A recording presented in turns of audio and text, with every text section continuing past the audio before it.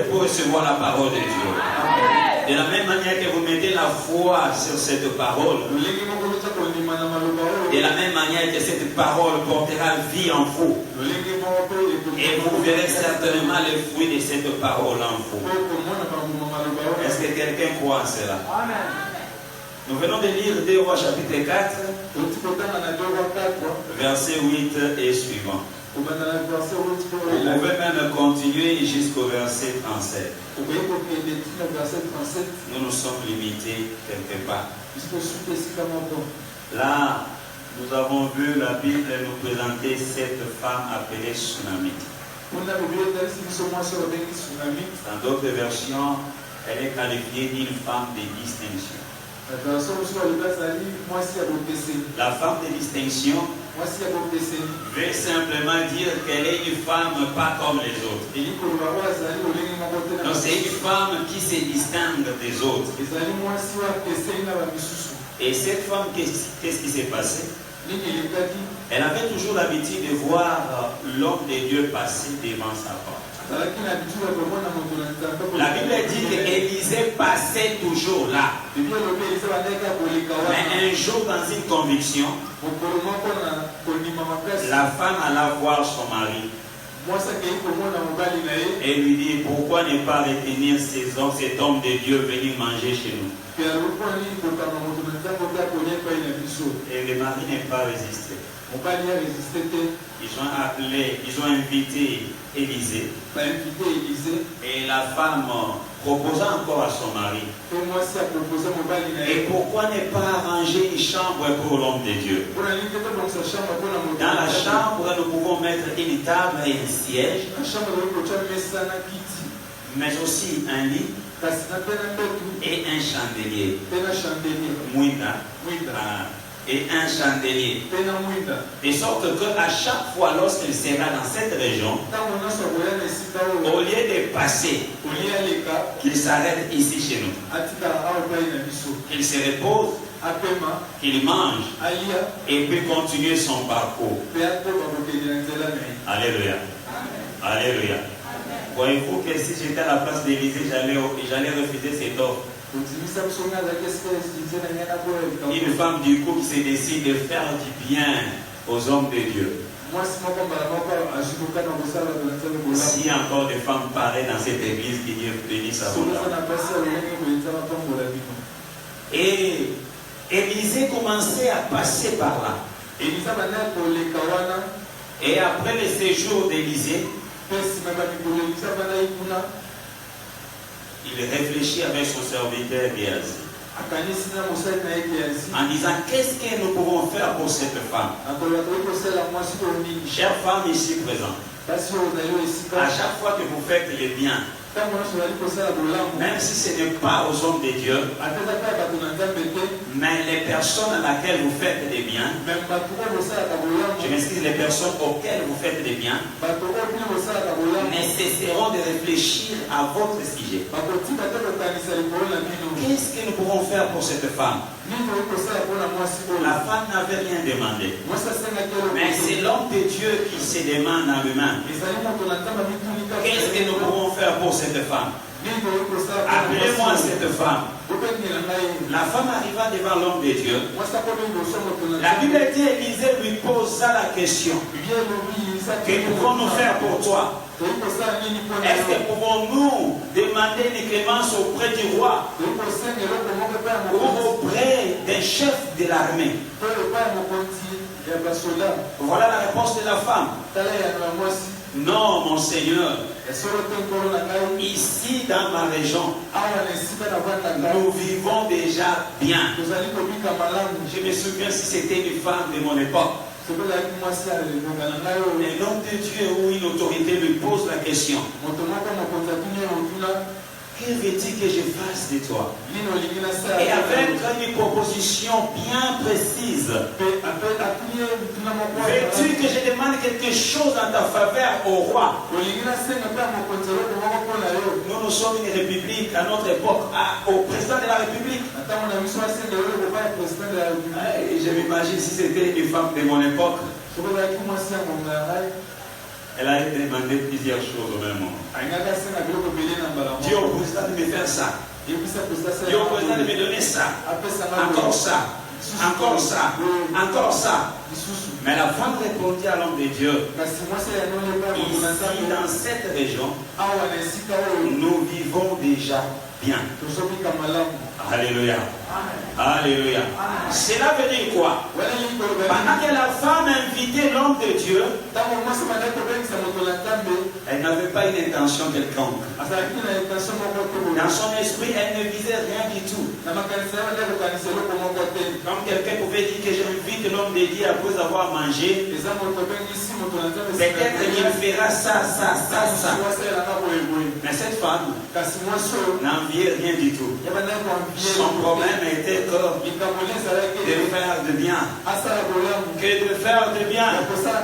Que Dieu nous donne de cœur pour faire de bien aux autres. J'ai dit, Dieu dit une femme de la cité d'adoration ait un bon cœur comme cette tsunamite. Pour se décider de faire toujours le bien. Mais malgré la réponse de cette femme, Élisée n'était pas toujours satisfait. La femme est partie, mais Élisée pose la question à Géhazi. Géhazi, c'était le serviteur d'Élisée. Mais petit, que pouvons-nous faire pour cette femme? Alléluia. Alléluia. À toutes les femmes de bon cœur. Même si vous refusez que les gens fassent du bien pour vous, Dieu ouvrira toujours une brèche pour que le bonheur vous suive de là où vous êtes. Géhazi, que penses-tu de cette femme? La femme n'avait pas d'enfant. C'est pourquoi je disais que si c'était une femme de mon époque, elle pouvait facilement dire à l'homme de Dieu, pourquoi ne pas prier à Dieu qu'il me donne un enfant? Combien de stériles sont sur terre? Jéna pria, taquina les hommes de Dieu. Il vient devant un premier. Il n'y a pas de bons résultats. Il te traite de faux serviteurs de Dieu. Il va trouver ailleurs. Arrivant là-bas, il n'y a pas toujours de bons résultats. Il lui traite d'escrocs. Il tourne encore ailleurs. Alléluia. Mais cette femme, dans son état de stérilité,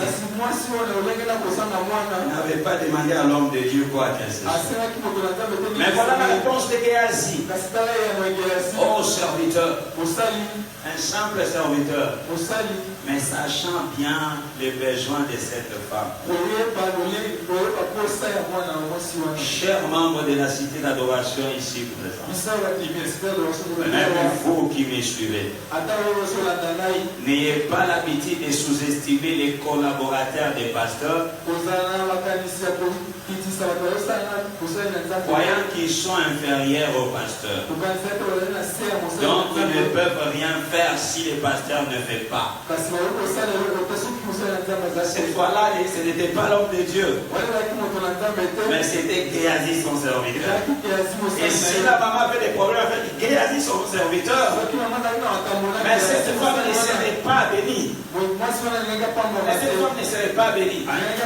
Chers frères et sœurs, ne sous-estimez pas les collaborateurs de vos pasteurs, car ils peuvent aussi dire quelque chose en votre faveur.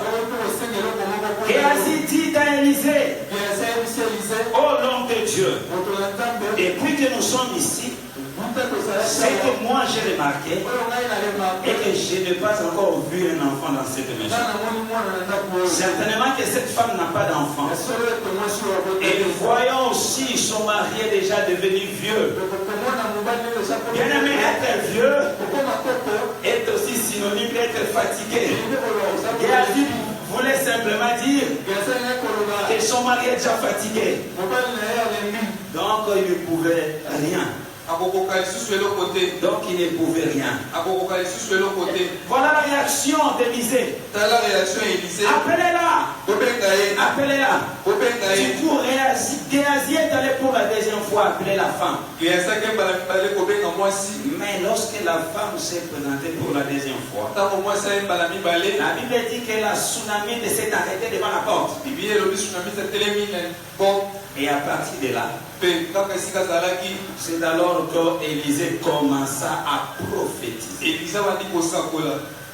Alléluia. C'est alors qu'Élisée commença à prophétiser. À la même époque, l'année prochaine, tu auras un fils. Tu auras un fils. Oh, j'ai prie Dieu que s'il y a une femme stérile dans cette église, et que cette femme craint l'Éternel et Dieu des armées comme cette tsunamite, à la même époque dont nous sommes, et à l'année prochaine, qu'il retrouve ses enfants par le nom de Jésus. Qu'elle reçoive aussi les enfants par le nom de Jésus. Même pendant qu'elle est déjà découragée, moi je viens t'encourager, car Dieu n'a pas de limite. Car le Dieu que nous servons n'est pas limité à quoi que ce soit. Et cette femme douta. Voilà comment la femme dit au serviteur de Dieu. Elle dit au serviteur de Dieu, ne te montre pas de moi. Parce que pour la femme, elle ne pouvait plus concevoir. Même là où tu es désespéré, c'est là où la force de Dieu commence. Toi, tu sais voir que tu ne peux plus rien. Dieu t'a laissé comme ça pour que lorsqu'il te bénira, et tu comprennes que cela ne vient pas de tes propres efforts. Et tu comprennes qu'il y a un Dieu là. Il y a un Dieu là au ciel qui est capable de te donner ce que tu ne peux pas. Là où tu ne peux pas, c'est Dieu peut. Alléluia. Alléluia. Et à la même époque, la femme a conçu. L'enfant commença à grandir. Quelques années après, l'enfant est allé voir son papa. Là où son père travaillait, la Bible dit vers les moissonneurs. Du coup, l'enfant cria, ma tête, ma tête. Ma tête, ma tête. Vous savez que des fois, le père ne supporte pas les caprices des enfants. Du coup, son père lui dit, il appela les serviteurs. Prenez cet enfant, ramenez-le chez sa mère. Et arrivant chez sa mère, la Bible dit que l'enfant resta jusqu'à midi sur les genoux de sa maman. Après, il mourut. Et après la mort, la maman n'a pas paniqué. Cette femme tsunamite n'a pas paniqué. Elle a pris l'unique enfant. Elle est allée lui placer sur les lits d'Élisée, l'homme de Dieu. Mais qu'est-ce qui pouvait pousser cette femme à faire cela? C'est parce qu'elle avait quelque chose en elle. Après avoir déposé l'enfant, elle courut vers l'homme de Dieu. Amen. Amen. Par là, nous voulons aujourd'hui parler et réfléchir ensemble. C'est une histoire que vous maîtrisez bien. Vous avez déjà entendu les gens parler, prêcher ça. Aujourd'hui, peut-être que je ne viens pas vous prêcher parce qu'on vous a déjà prêché ça. Mais je vais partager avec vous sur quelques caractéristiques de la tsunamite. C'est pour dire que les caractéristiques de la tsunamite, c'est une leçon pour vous et moi. Cette leçon n'est pas seulement pour les femmes qui sont ici, mais pour nous qui sommes là. Si quelqu'un à vos côtés s'honore, pour gérer par amour. Et dit, tu lui au début, on avait dit, écoutons maintenant. Nous devons écouter la parole de Dieu. Nous devons écouter Dieu nous parler. Je disais que nous voulons voir quelques caractéristiques de cette femme qui sert pour nous des leçons pour notre marche avec Christ. Dans la société actuelle, la société où les gens ont toujours présenté la femme avec beaucoup de limitations. Des limitations de faiblesse. Même dans son corps, même dans son caractère. On a toujours accusé de la femme d'un être faible. Même le leadership de la femme est présenté comme un leadership de faiblesse, comme un leadership de catastrophe. Mais lorsqu'on étudie cette femme tsunamite, nous la voyons comme quelqu'un qui est parvenu à traverser beaucoup de limitations qui sont comme une formule par laquelle on peut prétendre résoudre nos problèmes. Je voulais dire que lorsque nous regardons cette femme, nous avons comme impression que nous sommes en face d'une formule. Vous savez bien que la formule nous sert à résoudre des problèmes. Et si vous regardez cette femme avec des lunettes dont nous voulons voir ici de la parole de Dieu, chère maman ici présent, vous allez comprendre avec nous que cette femme c'est une formule pour l'émergence d'une femme. Je disais pour l'émergence d'une femme. Lorsqu'une femme a les témoignages intérieurs de la parole de Dieu, elle est capable d'accomplir les grands exploits peut-être que certains hommes ne peuvent pas. Mais peut-être que certains hommes ne peuvent pas. Lorsque vous avez un bon témoignage de la parole de Dieu, vous allez faire des exploits où d'autres hommes sont incapables d'accomplir. Les gens peuvent dire tout ce qu'ils peuvent. Oh, la femme ne peut pas faire ceci. La femme ne peut pas faire cela. Certaines personnes vont plus loin disant que la femme ne peut pas prêcher. Mais lisons bien la parole de Dieu. Lisons bien la parole de Dieu. Même dans la Bible, il y a eu des femmes qui ont excellé. Mais lorsque la femme reçoit les dons de la part de Dieu, pourquoi l'étouffer de ne pas exprimer cela pour la gloire de Dieu? Bien-aimée femme ici présente, laissez-moi vous dire qu'on peut tout dire sur vous, mais cela n'engage que. Mais cela n'engage que même. Mais toi, je vais te dire ce matin, lève-toi avec audace. Prends le contrôle de ce qui est à ton pouvoir. Et sers Dieu comme il est chez toi. Et sers Dieu comme il est chez toi. Et tu verras ses pouvoirs sortir en toi. Et tu vas exceller. Même lorsque les gens te regarderont, ils croiront à ta grâce. Ils croiront à ton pouvoir. Et ils croiront à ce que tu fais. Alléluia.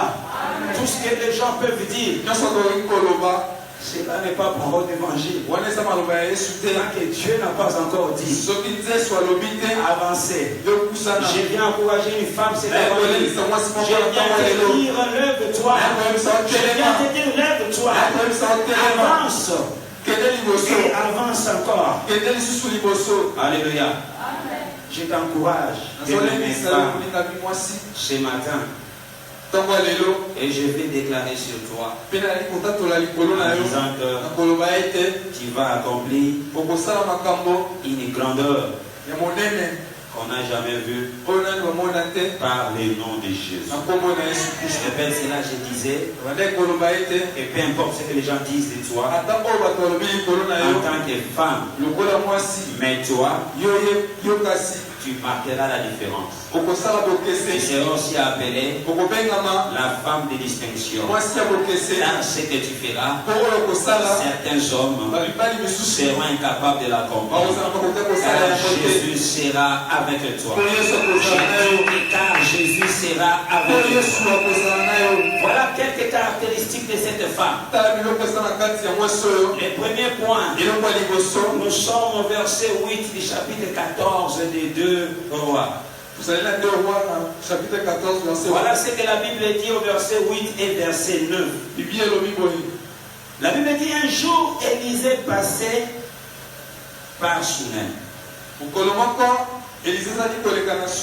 Il y avait là une femme de haute condition qui insista pour qu'il accepte de manger. Chaque fois qu'il passait par là, il se rendit désormais chez elle pour manger. Elle dit à son mari, c'est la femme. Est-ce que quelqu'un m'entend? C'est la femme qui dit à son mari. Elle dit à son mari, vois-tu, je sais que cet homme qui passe toujours chez nous est un saint de Dieu. Est un saint de Dieu. Mais les premières caractéristiques,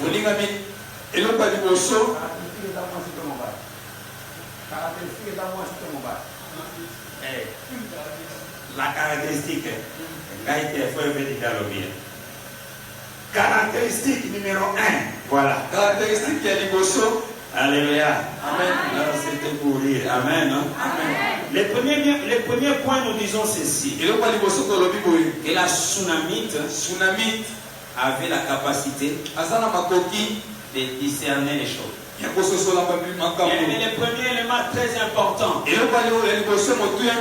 dans la vie d'une femme en Christ, soit dans la vie d'un croyant, tu dois avoir un esprit de discernement. Bien-aimé, tu dois avoir un esprit de discernement. Tant que tu ne sais pas discerner, tu seras toujours trompé par des tierces. Bien-aimé, pour prêcher, il ne doit pas seulement être pasteur. C'est comme ça que même des faux se servent de la parole de Dieu. Mais lorsque tu as le discernement, comme cette Sunamite, tu sauras discerner le vrai du faux. Et toute prophétie ne vient pas de Dieu. Et toute prophétie ne vient pas de Dieu. Vous qui courez derrière les prophéties. Une église basée sur la prophétie n'est pas une église du Seigneur Jésus. Car le jour où il n'y aura pas de prophétie, cette église ne va pas résister. Mais une église doit être basée sur la parole de Dieu. Car c'est Christ qui est au centre de l'église. Si Christ n'est pas au centre de l'église, vous êtes dans le faux. C'est comme ça que cette femme pouvait bien discerner le vrai du faux serviteur. Elle pouvait discerner le vrai du faux serviteur. Elle a dit à son mari, cet homme que vous voyez passer ici chaque fois, c'est un saint homme de Dieu. C'est un saint homme de Dieu. Bien-aimé maman ici présent. Bien-aimé frère ici présent. Même vous qui m'écoutez. Le discernement est très important pour un enfant de Dieu. Le discernement est très important pour une femme. Chère femme qui me suivez. Si vous n'avez pas de discernement, demandez à Dieu et il vous donnera le discernement. Car le discernement est la clé fondamentale de la vraie grandeur. Qui veut être grand doit avoir le discernement. Et si vous savez discerner, vous n'êtes pas loin de la grandeur. Vous voulez aller plus loin. Voilà la clé. La clé c'est le discernement. Apprenez à discerner. Et lorsque vous saurez discerner, vous saurez différencier le vrai du faux. Le discernement te permet d'éviter les mauvaises personnes et de rencontrer les bonnes personnes. Je disais tantôt qu'il y a des gens qui savent parler. Quand il entend parler, tu ne peux même résister une fois. Si tu n'as pas le discernement, tu dis carrément ça c'est vrai. Ça c'est vrai. Bien aimé, certains messages ne sont pas prophéties. C'est un petit jeu de devinette. Je peux me retrouver devant la foule. Là où il y a des milliers de femmes. Mais des fois nous connaissons les types de maladies dont les femmes souffrent. Je ne peux pas venir dire aux femmes que Dieu m'a montré que parmi les milliers de femmes ici, il y a une femme qui souffre des maux de ventre.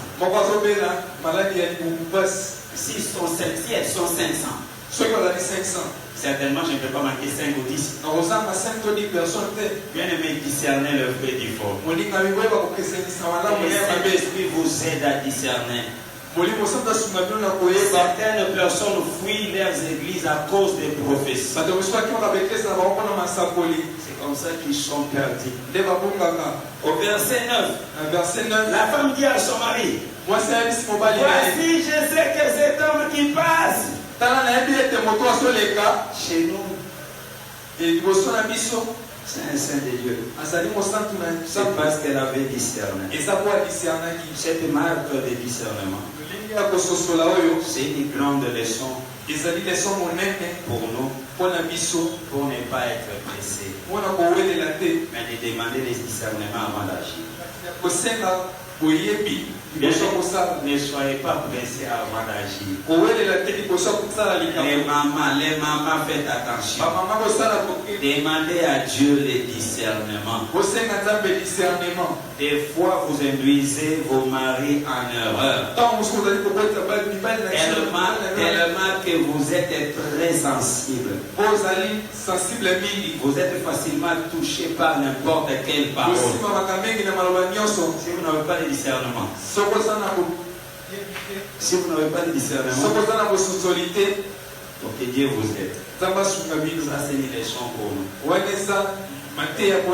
Ça c'est une leçon pour nous. Alléluia. Pour que la tsunami arrive à une conclusion, elle avait pris son temps pour observer l'homme de Dieu. Mais cet homme de Dieu, tu ne les connais même pas. Tu l'as vu seulement aujourd'hui. Alléluia. Et tu es directement emporté. La tsunami t'avait pris du temps. La tsunami t'avait pris du temps. Jusqu'à ce que Dieu l'a convaincu. Élisée est réellement l'homme de Dieu. La deuxième des choses, La première des choses, j'ai dit, la tsunamite avait la capacité de discerner. La deuxième des choses, deuxième caractéristique, nous sommes toujours là, dans 2 Rois chapitre 4. Maintenant, c'est le verset 10. Le verset qui suit. Voilà ce que la Bible dit. Faisons une petite chambre indépendante et montons-y pour lui un lit. Pardon, et mettons-y pour lui un lit. Une table, un siège, un chandelier, afin qu'il puisse s'y retirer quand il viendra chez nous. La deuxième des choses, nous disons que la tsunamite avait l'hospitalité. Avait l'hospitalité. Bien aimé, si vous n'avez pas l'hospitalité, même si vous gagnez beaucoup, vous n'allez toujours rien faire. Oh, non, c'est la table, amen. Oh, non, c'est la coupe,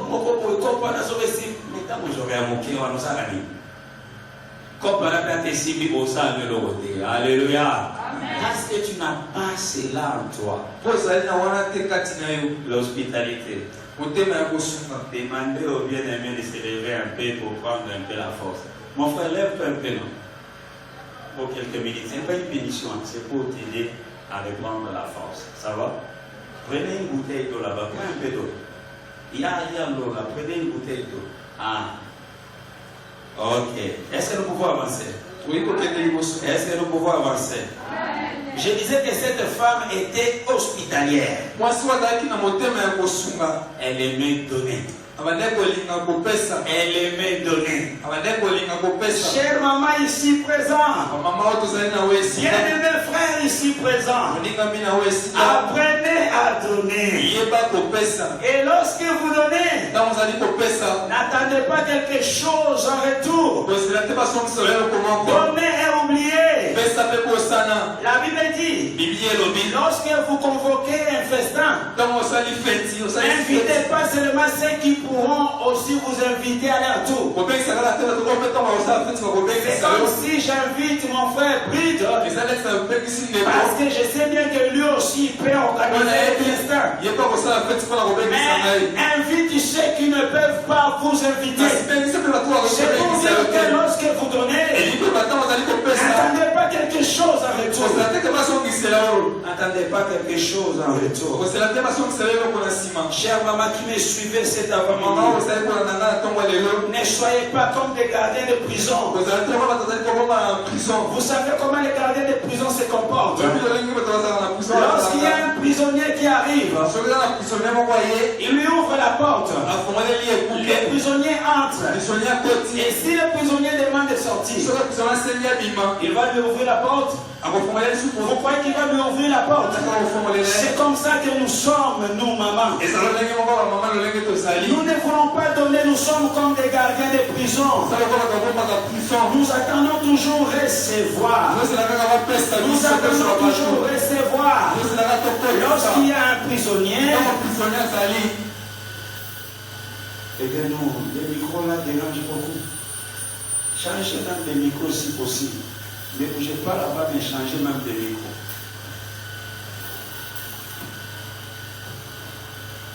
Il y a des masques. Avec ça, ça va. Enlevez ça directement si ça gêne. Si ça gêne, vous arrêtez ça. Très bien. Donc c'est le micro qui nous dérange. Amen. Je disais que ne soyez pas comme des gardiens de prison. En voulant toujours recevoir, mais vous donnez difficilement. La tsunamite était hospitalière. Elle libérait ce qu'elle avait en main. Elle aimait toujours donner, partager ce qu'elle avait. C'est comme ça qu'elle n'avait pas de problème. Vous voulez toujours toujours encaisser. Mais vous ne voulez pas décaisser. Vous ne voulez pas décaisser. Bien-aimé, tu débloques toi-même. Tu débloques toi-même. Car ce sont les dons.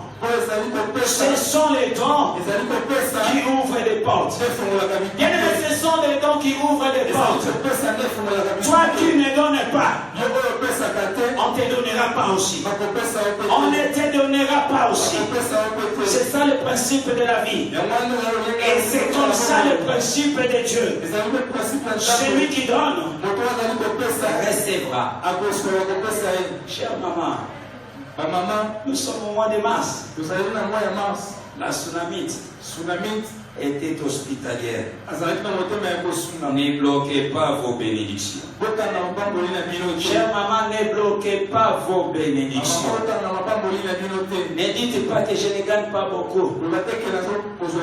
Et si je libère ce que j'ai, la Bible dit demain ne vous appartient pas. Donnez aujourd'hui. Demain ne vous appartient pas. Donnez aujourd'hui. Chers bien-aimés dans le Seigneur, donnez aujourd'hui. Car demain ne vous appartient pas. Demain est réservé au Créateur. Demain c'est un mystère. Demain c'est un mystère. Donnez aujourd'hui. Parce que vous ne savez pas ce qui peut arriver demain. Je disais que vous bloquez vos bénédictions vous-même. Aidez-moi à lire Proverbe chapitre 11. C'est par là que vous allez comprendre que vous vous bloquez vous-même. J'aimerais bien lire avec quelqu'un, je ne vais pas lire pour vous. Lisez Proverbe chapitre 11 verset 24. Quelqu'un qui a trouvé? Écoutez, vous qui ne partagez pas. Vous qui ne donnez pas.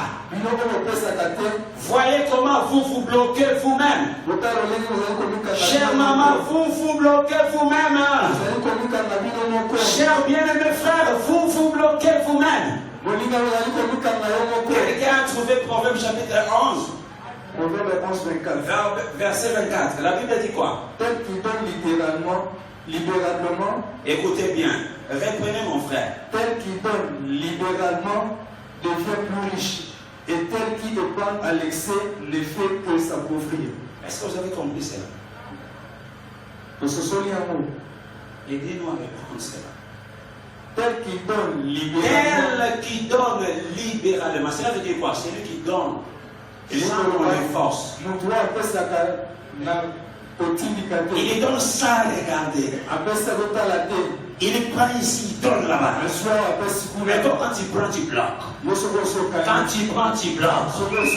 Tu te bloques toi-même. Tu te bloques toi-même. Chère maman, c'est votre moi, vous vous bloquez vous-même. La suite, il dit quoi? Devient plus riche. Donc tel qui donne libéralement devient plus riche. Arrête-toi un peu là. Voilà ce que la Bible dit. C'est lui qui donne libéralement. Donc celui qui donne sans forcer. Il devient encore riche. Il devient encore riche.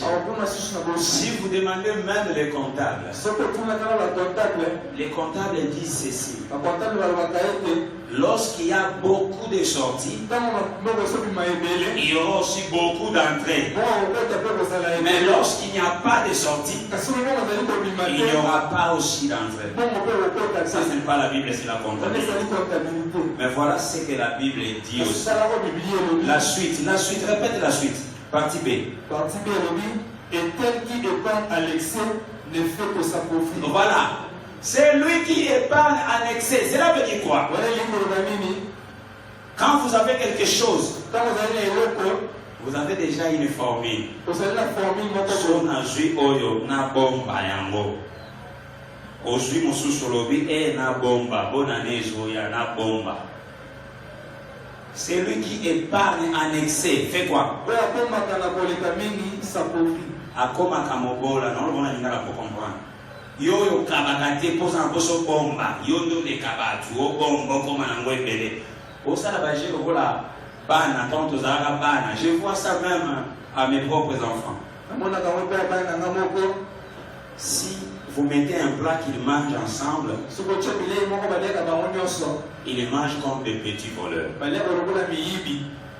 2 minutes c'est trop, ils ont déjà fini. Parce que chacun veut manger plus que l'autre. Mais lorsque vous donnez à chacun sa part, vous pouvez les passer après 30 minutes, ils sont toujours là. Parce que chacun veut garder sa part. Bien, mais vous allez vous appauvrir. La Tsunamite a réussi parce qu'elle était hospitalière. Vous qui ne partagez pas, vous allez devenir pauvre. Ne dites pas que pasteur Rola que la Bible. Je ne fais qu'interpréter la Bible. Vous qui ne partagez pas, vous vous approvissez vous-même. Est-ce que quelqu'un m'entend? Est-ce que quelqu'un m'entend? La Tsunamite n'avait pas donné parce qu'elle avait beaucoup. Mais elle avait donné parce qu'elle aimait donner. Bien-aimé, apprenons à donner. Bien-aimé, apprenons à donner.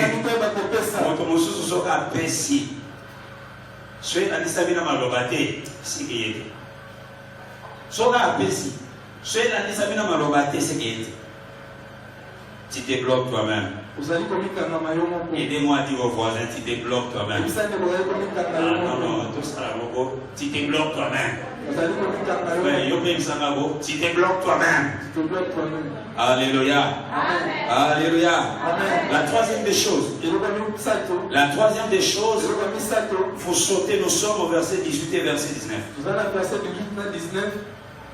La Bible dit ceci. L'enfant grandit. Un jour, il était allé trouver son père vers les moissonneurs. Il lui dit, ma tête, ma tête. Le père dit à son serviteur, amène-les à sa main. Mon frère, prends place. C'est bon maintenant. Très bien. Le père dit, amène-les à sa mère. Je vais m'arrêter là parce que les temps me pressent. Vous accordez-moi quelques minutes. Vous pouvez m'accorder 10, 15 minutes. Ah, ça c'est Maman Rose, c'est pas moi. Maman Rose, Maman Yvonne m'a donné 15 heures. Alors nous allons chuter bientôt. Et un jour, devant son père, la Bible dit que l'enfant cria, ma tête. Mais voilà la réaction du père. Le père appela les serviteurs. Il demande aux serviteurs, amenez-les chez sa mère. Amenez-les chez sa mère. La troisième chose, nous disons que la Tsunamite avait la capacité de prendre soin des enfants. Elle avait la capacité de prendre soin des enfants. Sinon, papa n'allait pas envoyer son fils. Aïe, maman incapable de prendre soin des enfants. Bien, c'est une leçon pour nous. Quand l'enfant est tombé malade, le père dit qu'on amène à sa mère. C'est parce que le père savait la capacité de cette femme. Le père savait bien que la femme avait la capacité de prendre soin de ses enfants. Sinon, il pouvait déclarer amener-les à l'hôpital. Des fois, quand nous sommes à la maison et qu'on doit donner un produit à l'enfant, c'est toujours maman qui donne les produits. Mais je suis là, peut-être que je lis ou soit je suis devant la télé. Je n'ai fait absolument rien du tout à part lire et suivre la télé. Des fois, maman me demande, papa, écoutez bien la phrase, papa, est-ce que vous pouvez m'aider à donner l'enfant les médicaments? Est-ce que pour donner l'enfant les médicaments, je dois aider ma femme? C'est pour dire quoi? Une bonne femme doit avoir la capacité de prendre soin des enfants. Doit avoir la capacité de prendre soin des enfants. La Bible dit que la femme sage bâtit sa maison. Tu dois bâtir ta maison avec la connaissance que tu as. Tu dois bâtir ta maison avec la grâce que tu as. Chère maman, écoutez-moi bien. J'aimerais bien que vous soyez attentifs.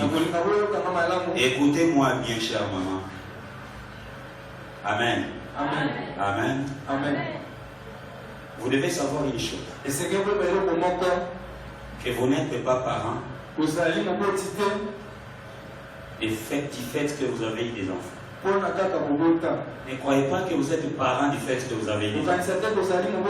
Est-ce que quelqu'un m'entend? Il y a des parents ici dans la salle. Non, non, chers parents, manifestez s'il vous plaît. Papa ou maman, manifestez. Maintenant, je viens vous adresser cette parole. Ne croyez pas que vous êtes parents du fait que vous avez eu des enfants. Mais si vous êtes parents, c'est plutôt parce que vous êtes devenu la source de vos enfants. Chers parents ici présents, vous êtes parents parce que vous êtes devenu la source de vos enfants. Lorsque l'enfant est malade, sa référence c'est les parents. Lorsque l'enfant a faim, il doit puiser chez ses parents. Lorsque l'enfant est chassé de l'école, l'enfant doit puiser chez ses parents. Mais depuis que vous avez les enfants, vous ne vous occupez pas d'eux. L'enfant tombe malade. Vous ne savez même pas quoi donner à l'enfant. Vous ne savez même pas que faire pendant que l'enfant est malade. Bien aimé, la tsunamite n'était pas comme ça. La tsunamite n'était pas comme ça. Vous devez atteindre le niveau où vous, en tant que parent, que vous soyez capable de donner vos vies pour vos enfants. Vous devez donner vos vies pour vos enfants. J'ai parlé trop de cette femme, elle m'a toujours épaté. Des fois, cela m'énerve. Vous pouvez sortir, aller quelque part. Vous organisez une sortie. Arrivant là, vous commencez peut-être les achats. Vous êtes dans un restaurant. Vous présentez une surprise à la femme. Mais elle mange sous réserve. Elle mange sous réserve. Elle mange sous réserve. Parce qu'elle s'est dit en elle. Et à la maison, j'ai laissé les enfants. C'est ça le cœur d'une femme. C'est ça le cœur d'une femme. Mais nous avons des mamans, lorsqu'elle est devant la bouffe, lorsqu'elle est devant la bouffe, elle prend son pan. Elle fait monter son pan jusqu'ici. Elle chasse d'abord tous les enfants. Laissez-moi tranquille. Et amenez-moi du piment. Que personne ne me dérange. Chers parents ici présents, vous êtes la source de vos enfants. Vous ne pouvez pas être à l'aise pendant que les enfants n'ont pas encore mangé. Je ne peux pas être à l'aise pendant que mon enfant a des maux de tête. Je ne peux pas être à l'aise pendant que mon enfant a la diarrhée. Si mon enfant a la diarrhée, peut-être que je ne serai pas ici. Je dois d'abord régler cette situation et puis venir ici. Si je laisse l'enfant malade et venir ici, je suis irresponsable. À l'église, nous avons des parents irresponsables. Cela ne vous ressemble pas, chers parents. Soyons comme cette tsunamite qui était capable de prendre soin de son enfant malade. Pendant que papa ne pouvait pas, mais maman pouvait encore prendre son enfant. Ça dit ainsi du matin jusqu'à midi. L'enfant était toujours sur ses genoux. Il y a certaines femmes ne savent même pas quand est-ce que leurs enfants tombent malades. L'enfant est malade, mais maman ne sait pas. Maman ne sait pas. Jusqu'à ce que cela devienne grave. C'est alors qu'elle commence à chercher ses cours. Bien-aimé, le mois de mars n'est pas une fête. Mais le mois de mars, c'est un mois de prise de conscience. Croyez-vous que vous êtes de bonnes femmes? Si vous ne l'êtes pas, prenez la Bible, lisez la vie de cette tsunamite et vous serez enseigné. Il y a beaucoup de caractéristiques. Mais aujourd'hui, j'aimerais bien m'arrêter à 4. Le 4e point. C'est au verset 21. Voilà ce que la Bible dit au verset 21. La Bible dit ceci. Elle monta les coucher sur les lits de l'homme de Dieu. Elle monta les coucher. Monta coucher l'enfant. Très bien, c'est ça. Sur les lits de l'homme de Dieu. Ferma la porte derrière elle et sortit. La Bible dit que l'enfant était déjà mort. L'enfant n'était plus malade, mais l'enfant était déjà mort. Son enfant est mort. Il est mort entre les pieds de sa maman. Mais la femme n'a pas paniqué. Chère femme ici présente, il ne faut pas paniquer devant les événements. Il faut apprendre à faire face aux événements. Ne paniquez pas devant les situations difficiles. Elle alla coucher son fils sur les lits de l'homme de Dieu. Peut-être que cette femme se disait, elle s'est dit oui. Pour les hommes, après la mort, tout est fini. Oui, pour les hommes. Très bien. Pour les hommes, après la mort, tout est fini. Mais dis-moi, moi, je reçois les hommes de Dieu dans cette vie. Les hommes de Dieu sont des représentants de Dieu. Je ne dois pas croire aux hommes de Dieu, mais je crois à ces dieux que les hommes de Dieu servent. Du coup, elle se dit ceci dans ses pensées. Mais moi, je sais qu'après la mort, les dieux que nous suivons ici à la cité d'adoration, il peut encore vivre après la mort. Et il est capable de faire vivre. Les dieux que nous vous présentons ici, il peut vivre même après la mort. Et il a la capacité de faire vivre. La femme s'est dit non, je ne vais pas m'arrêter ici. Je ne panique pas, mais je dois placer d'abord mon fils sur le lit de l'homme de Dieu. Sur le lit de l'homme de Dieu. Et moi j'irai vers l'homme de Dieu. Bien, mais si tu n'as pas la foi, tu ne vas pas agir ainsi. 4e point, nous disons que la tsunamite avait la foi. Il faut souligner que la tsunamite avait une grande foi. Bien, mais si vous n'avez pas la foi, vous n'allez pas faire cela. Vous avez déjà assisté là où un enfant est mort. Et j'ai dit, je vous avais parlé comment on commençait déjà à perdre notre dernier. L'enfant a piqué crise. J'ai vu l'enfant devenir comme une planche. L'enfant ne pouvait même pas plier les pieds. L'enfant devenait tout droit. La partie humaine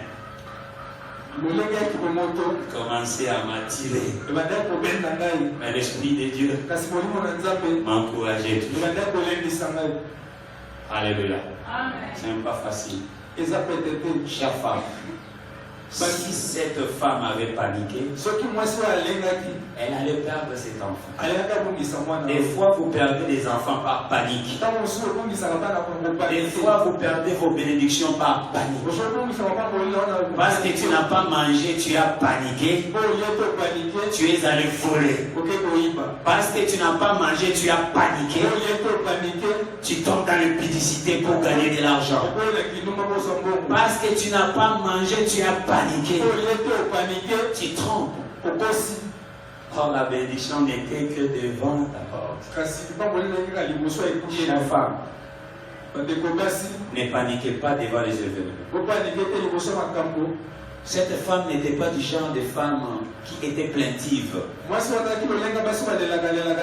devant son mari lorsqu'il y a des problèmes. Ah, chérie, tu dois faire ça. Si tu ne fais pas ça, si tu ne fais pas ça, si tu ne fais pas ça. Alléluia. Pas intéressant. Elle savait que la vraie provision ne vient pas des hommes, mais vient de Dieu. La vraie provision ne vient pas des hommes, mais vient de Dieu. Chère femme, confiez-vous en Christ. Dans la foi, car en lui, vous ferez des choses que certains hommes ne peuvent pas.